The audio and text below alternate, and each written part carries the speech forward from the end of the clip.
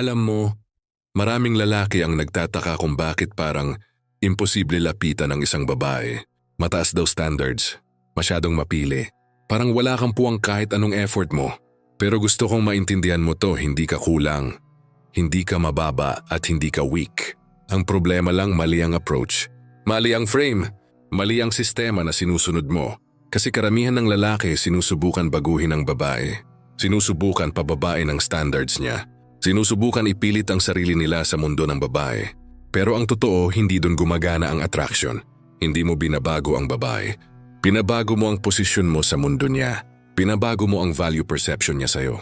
Kapag nagbago ang perception, kusa nagbabago ang standards, natural, automatic, walang pilitan, walang habulan, walang validation seeking, walang pagpapakababa ng dignidad.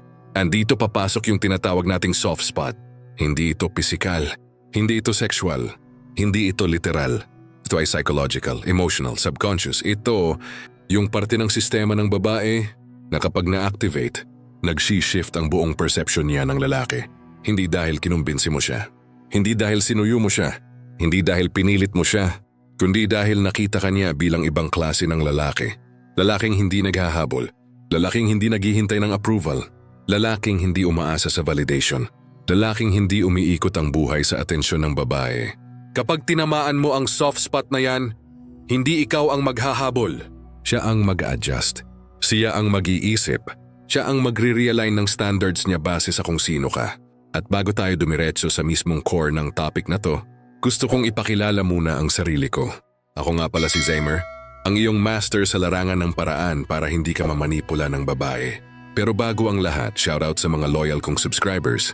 Kayo ang inspirasyon ko sa paggawa ng mga ganitong content. Hindi lang ito content, hindi lang ito video. Personal guidance ito. Usapan natin to bilang lalaki sa lalaki. Hindi kita tinuturuan mang-manipulate. Tinuturuan kitang hindi maging kontrolado, hindi maging sunod-sunuran, hindi maging emotional hostage ng attraction. Ang goal nito ay isang bagay lang. Ikaw ang maging sentro ng value. Ikaw ang maging standard. Ikaw ang maging reference point. Dahil kapag ikaw na ang reference point, hindi mo na kailangang sirain ang standards ng babae. Kusang babagsak yan. Kusang mag-a-adjust yan. Kusang magre-realign yan. At doon magsisimula ang tunay na attraction. Breaking Standard 1. Paano sirain ang standards niya at mapasunod ang soft spot niya? Isa sa pinaka-powerful na paraan para maging unforgettable ka sa babae ay hindi ang pagsunod sa standards niya, kundi ang tamang pag-break sa kanila. Maraming lalaki ang natututo sa traditional dating advice. Ipakita mo ang effort mo, maging sweet at huwag ka magpakita ng flaws.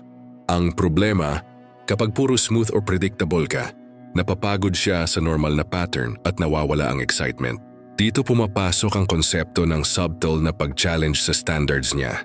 Hindi ito nangangahulugang magiging disrespectful o masama ka. Ang ibig sabihin nito ay ipapakita mo sa kanya na may sarili kang halaga at boundaries. At hindi mo basta-basta sinusunod lahat ng inaasahan niya. Kapag nakikita ng babae na hindi ka predictable at may sariling prinsipyo, parang automatically mo siyang na-curious at nagiging interesado. Yung kanyang internal filter o standards ay unti-unting nasisira. Dahil dito, mas lalo siyang nagiging hooked sa'yo. Pangalawa, tinang sikreto sa pag-break ng standards niya ay subtle na pag-activate ng soft spot niya. Halimbawa, karamihan sa babae ay may appreciation sa lalaking confident pero hindi dominant sa aggressive o controlling na paraan. Kapag nakikita niya na may quiet confidence ka, na hindi mo siya sinusunod sa bawat whim niya, nagugulat siya at unti-unti itong nagiging attraction trigger. Ang soft spot niya ay nagsisimulang lumabas kapag na-challenge ang expectations niya. Halimbawa, hindi ka palaging nagpapadala sa mood swings niya o hindi ka agad nagre-react sa drama. Sa ganitong paraan, ang dating rigid na standards niya ay unti-unting bumabago at ikaw ang lalaki na nagbibigay ng excitement at curiosity sa buhay niya. Ito ang subtle psychological pull na bihira mong makita sa karaniwang relasyon. Pangatlo, mahalagang maipakita muna ang pag-break sa standards niya ay may purpose at may control ka sa laro. Hindi mo ito ginagawa para maging rude o insensitive. Ginagawa mo ito para ipakita na ikaw ang prize, hindi siya. Halimbawa, kapag may expectation siya na palaging gagawin mo ang gusto niya, pwede mong i-reject ang maliit na bagay sa tactful at confident na paraan. Hindi mo kailangan magpaliwanag ng sobra. Ang simplicity ng action mo mismo ang nagiging trigger. Sa psychology ng attraction, ang babae ay na-attract sa lalaki na may sariling rules at hindi nagpapadala sa lahat ng gustong gawin niya. Habang nasisira mo ang rigid standards niya, nakikita niya ang value mo at unti-unti itong nagiging obsession trigger. Ang key dito ay timing at subtlety. Ang sobra o obvious na pag-challenge ay maaring mag-backfire, pero kung tama ang delivery mo, lalong lalalim ang attraction niya sa'yo. Sa madaling salita, ang tip 1 ay hindi lang basta tungkol sa pagkakaroon ng confidence o charm. Ito ay isang art ng strategic disruption. Breaking standard 2, paano i-trigger ang kanyang emotions para mas mapalapit siya sa iyo. Kung tip 1 ay tungkol sa pag-break ng standards niya, ang tip 2 naman ay tungkol sa pag-manipulate ng emotional triggers niya sa subtle at strategic na paraan. Maraming lalaki ang nagkakamali sa approach nila dahil puro logic or action lang ang ginagamit nila, pero ang babae ay natural na-attract sa lalaki na alam kung paano i-handle ang emosyon niya. Ang sikreto dito ay hindi pagiging manipulative sa negative way, kundi pagiging aware sa psychological buttons niya at marunong mag-play sa tamang timing. Halimbawa, may mga bagay sa kanya na nagpapakita ng vulnerability. Pwede itong insecurities, fears o kahit pangarap niya sa buhay. Kapag nakita mo ito at hindi mo tinatrato na weakness, kundi ginagamit mo para i-trigger ang curiosity at admiration, nagiging powerful ang attraction. Hindi mo siya pinipilit o pinapahiya. Sa halip, ipinapakita mo na kaya mong intindihin ang depth niya at may ability kang makakonect sa kanya sa level na bihira sa iba. Sa ganitong paraan, unti-unti siyang nagiging emotionally dependent sa interaction mo, kahit hindi niya napapansin. Pangalawa, mahalagang gamitin ang konsepto ng contrast sa behavior mo. Ang babae ay natural na na-attract sa lalaki na unpredictable pero consistent sa core values niya. Halimbawa, sa isang moment, pwede mong ipakita ang pagiging caring at attentive sa subtle na paraan, pero sa susunod na interaction, pwede mong ipakita na may sarili kang priorities at hindi ka laging available. Ang contrast na ito ang nagbi-break ng monotony at nagtitrigger ng dopamine sa utak niya. Habang nasisira mo ang expectations niya sa subtle na paraan, nagiging emotional roller coaster siya na hindi niya kayang i-ignore. Ito rin ang paraan para mas mapalapit siya sa iyo, kasi habang nai-experience niya ang combination ng attention at challenge, nagiging mas interesado siya sa iyo at sa paraan mo ng pag-handle ng dynamics ng relasyon. Pangatlo, ang pinakamalakas sa tip 2 ay ang pagbibigay ng sense of mystery at exclusivity. Ang babae ay naa-attract sa lalaki na hindi laging predictable at hindi laging accessible. Kapag nakikita niya na may bahagi ka ng sarili mo na hindi niya basta-basta nakukuha, nagiging rare ka sa kanyang perspective. Kasabay nito ang subtle emotional triggers na ginawa mo sa tip 1 at tip 2 ay nagiging stronger habang nagiging curious siya sa identity at behavior mo. Halimbawa, pwede kang maging friendly at open sa ibang topics, pero sa mga moments na gusto mong i-highlight ang emotional connection niya sa iyo, pwede mong i-focus ang attention mo sa kanya sa tamang timing. Sa ganitong paraan, lumalaki ang attachment niya sa iyo. Unti-unti niyang nire-redefine ang sariling standards para magkasya sa dynamic niyo. Ang tip 2 ay hindi tungkol sa pagiging manipulative sa masamang paraan, kundi tungkol sa strategic na paggamit ng emotional dynamics para maging irresistible ka sa mata niya. Breaking standard 3, gawin mong prize ang iyong sarili at i-play ang laro ng attraction.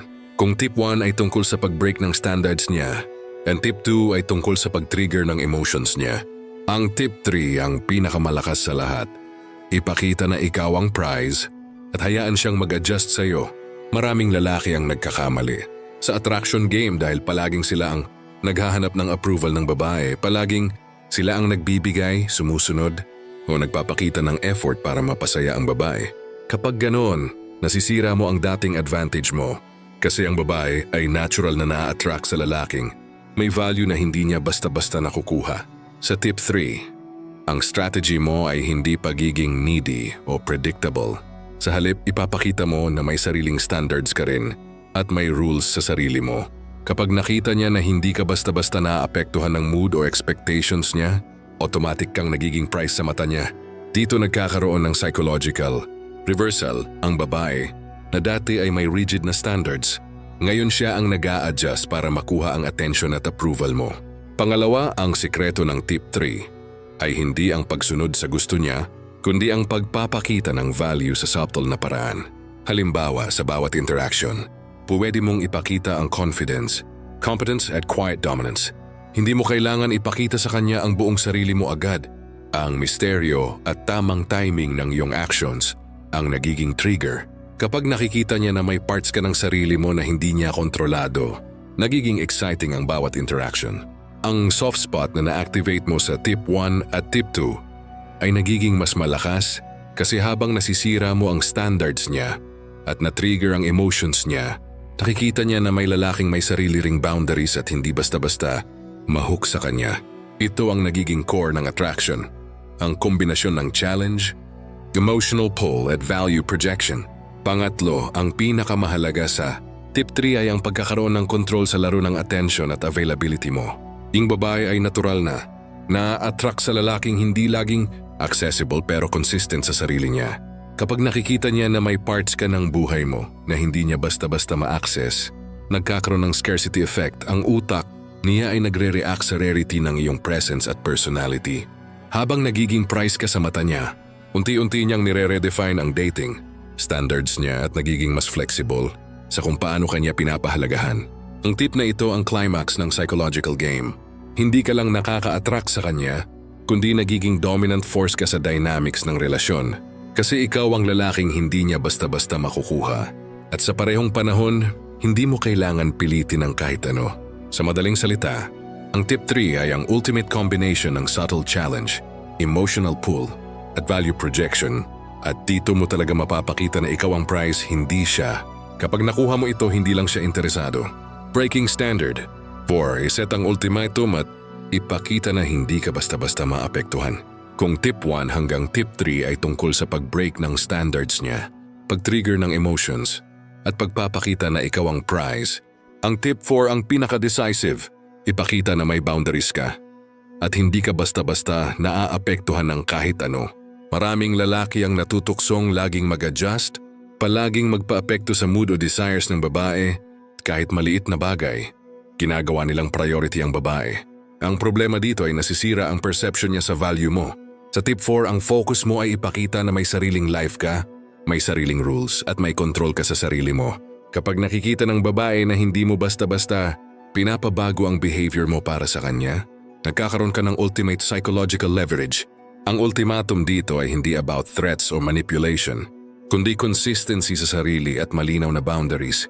Halimbawa, kung may bagay siya na gusto mong hindi ka masyadong involved, pwede mong tactfully ipakita ang stance mo, hindi sa aggressive way, kundi sa confident at calm manner.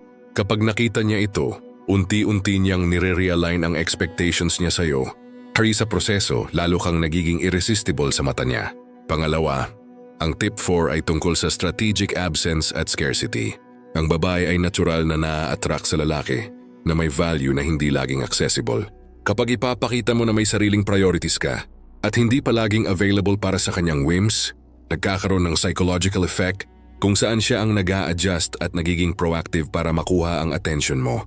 Sa psychology ng attraction, ito ay powerful dahil ang scarcity effect ay nagbubuo ng urgency at heightened interest. Ang ultimatum na ito ay hindi nakabase sa kaba o fear, kundi sa pagpapakita ng internal strength at emotional control. Dito mo talaga nakukuha ang upper hand sa dynamics ng interaction. Ang babae ang nagiging chaser at hindi ikaw. Pangatlo, ang pinakamalakas sa tip 4 ay ang pagpapakita ng value sa pamamagitan ng hindi pagiging desperate. Sa mga dating steps na challenge mo ang standards niya, na-trigger mo ang emotions niya, at naipakita mo na ikaw ang prize.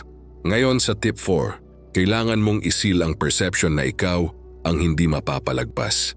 Halimbawa, kung gusto niyang i-push ang isang bagay na hindi aligned sa principles mo, malinaw at calm mong ipapakita na may limitasyon ka.